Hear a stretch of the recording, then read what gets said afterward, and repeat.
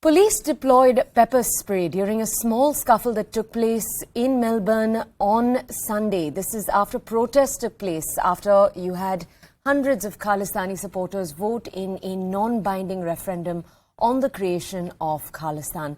Now, a video from that event that we're actually playing out for your screens shows a group of men waving the Khalistan flag and attacking Indians carrying the tricolour. Now, this is the latest incident in a series of such incidents that we're bringing you reports of over the last few days. There was, you remember, just a few days ago, a report of Hindu temples that were reportedly vandalised in parts of Melbourne.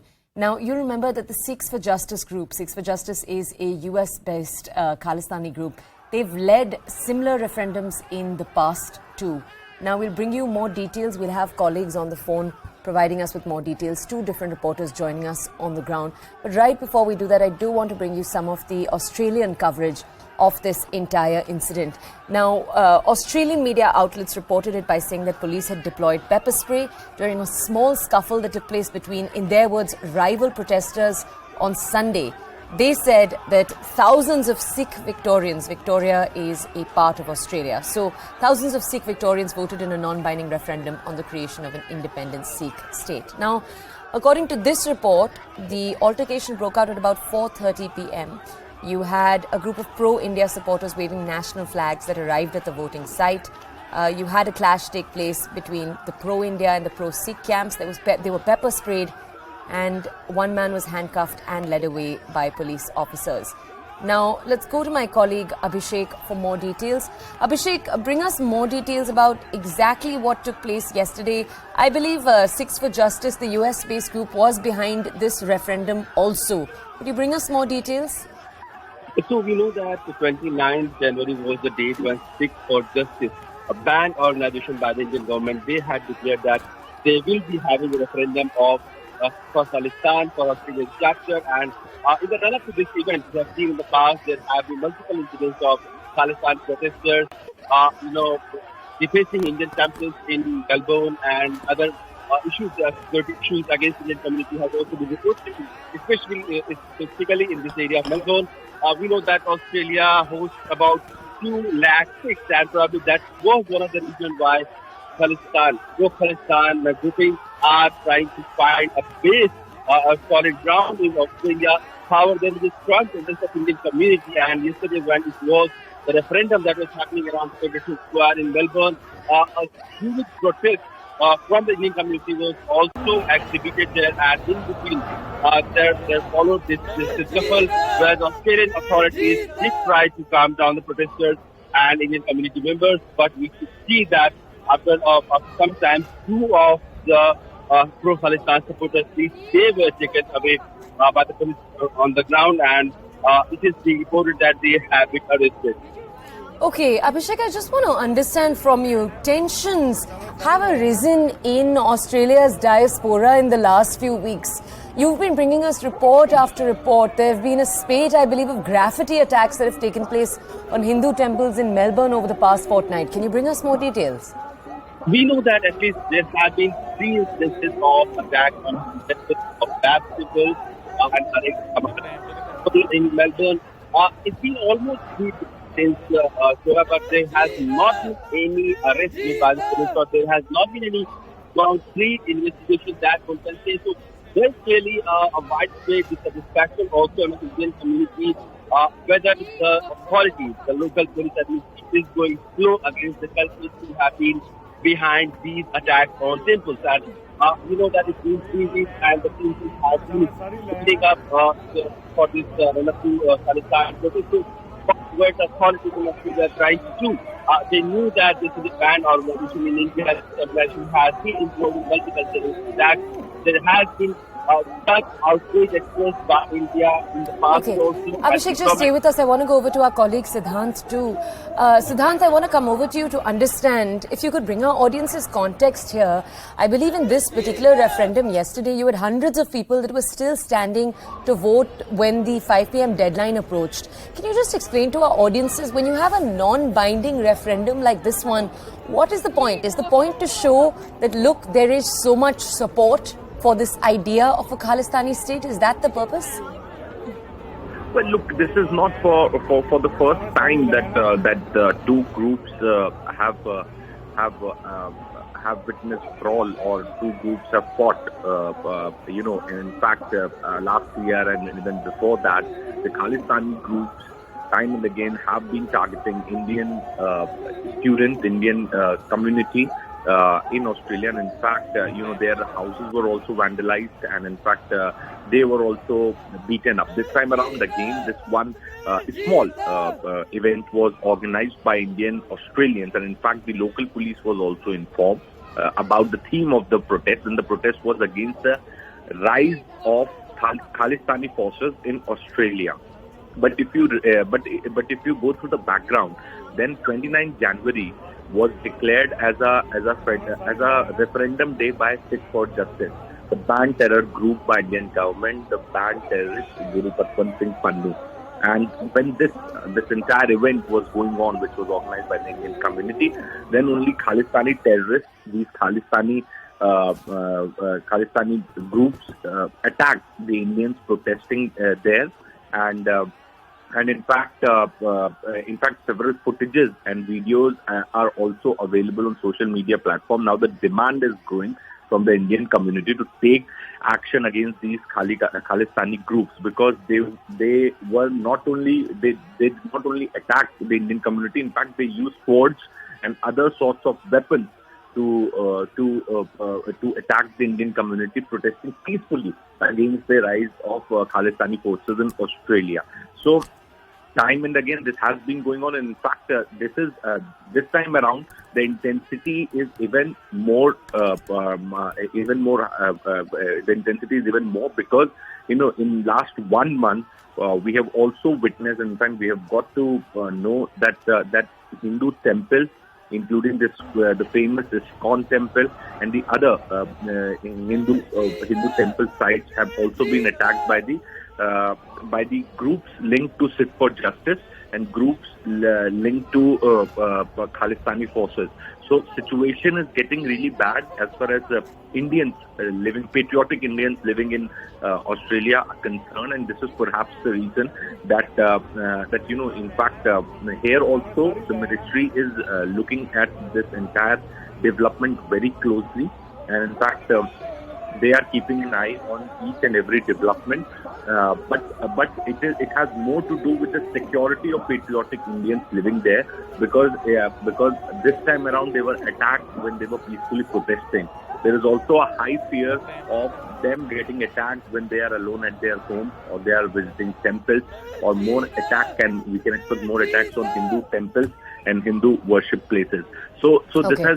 This has really made situation bad for patriotic Indians living in Australia. Sure. And in fact, the lobby there, the Khalistani lobby, is getting even more stronger with each passing day.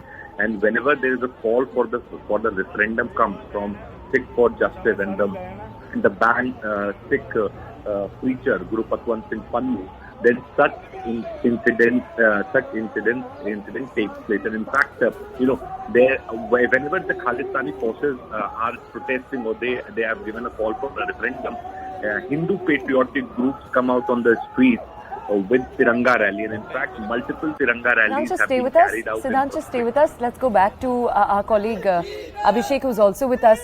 Abhishek, could you bring our audiences more context here? I know in the last census in 2021, there were numbers that showed that there are about 684,000 Hindus in Australia, 210,000 people who identify as Sikhs in Australia.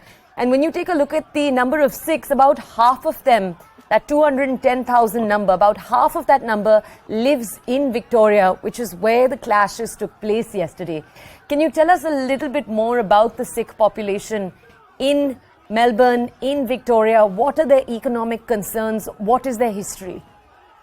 So clearly there is a infection which is very much concentrated in this area, Victoria and Melbourne, and probably this is why the headlines that have been witnessing in the last few weeks are coming only from Melbourne and not other parts of Australia. Though there is a substantial population, a substantial presence of Indian diaspora in other parts of Australia as well.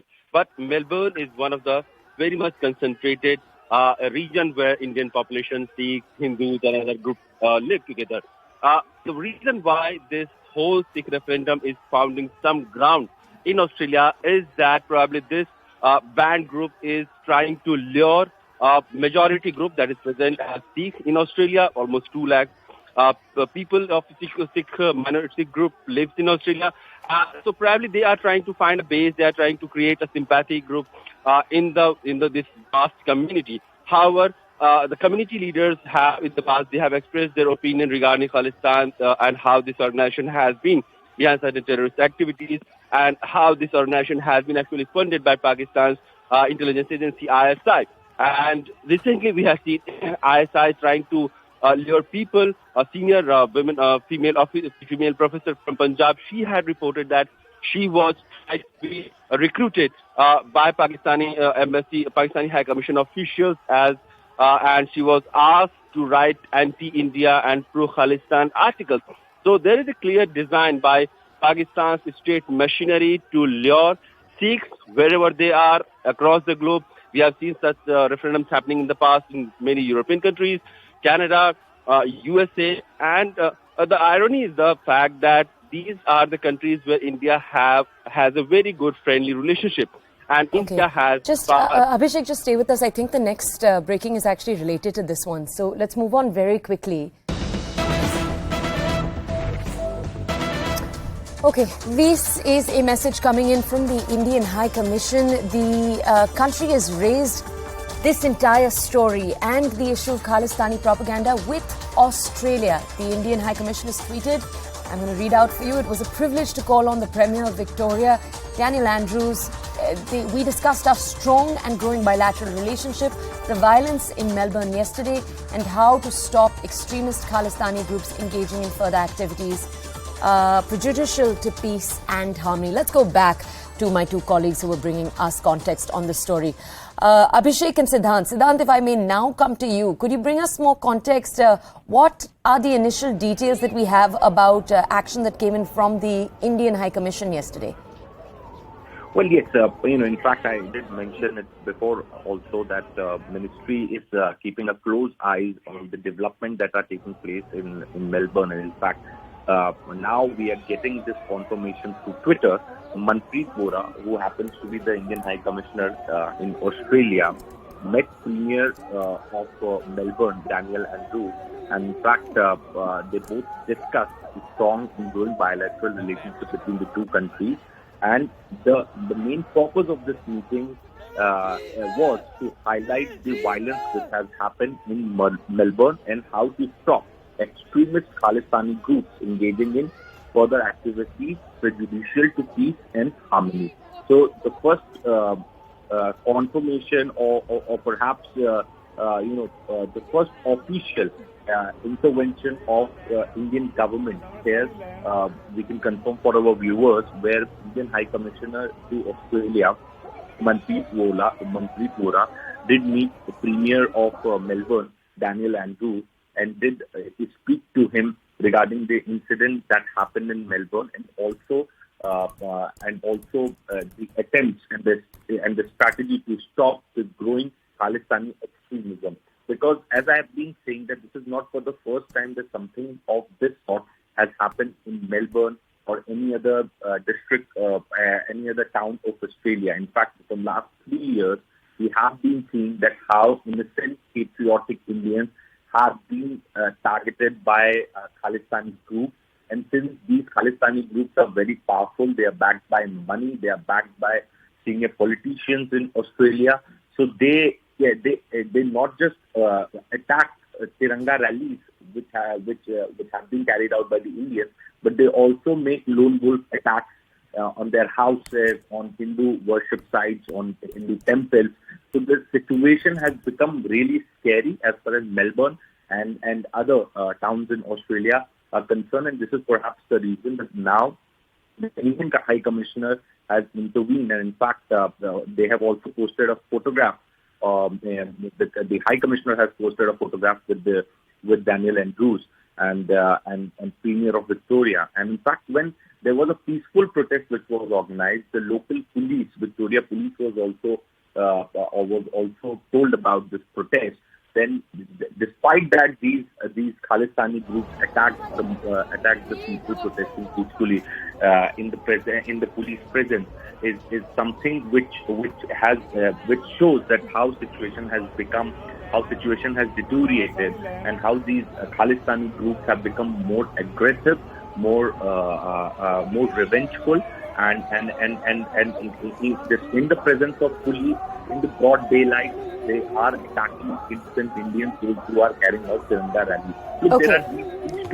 these two groups are very powerful in Australia, and one is the Khalistani group, and the other is the Tiranga rally group, the patriotic Indians.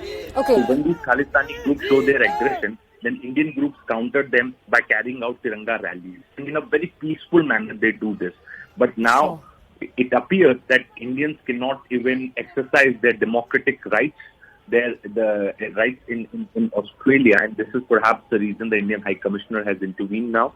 And they both, Indian High Commissioner has spoken to Premier of Victoria, and they both sat and discussed how to stop the growing extremism of Khalistani groups in Australia. Siddhant, thank you for bringing us those details. Abhishek, thank you for joining us earlier. All right, that is coverage of an incident that took place over the weekend in Melbourne, in Australia. It is time right now for a short break. On the other side, we return with more of the country's top stories on the other side in just a few minutes on the morning news. We'll see you in a little bit.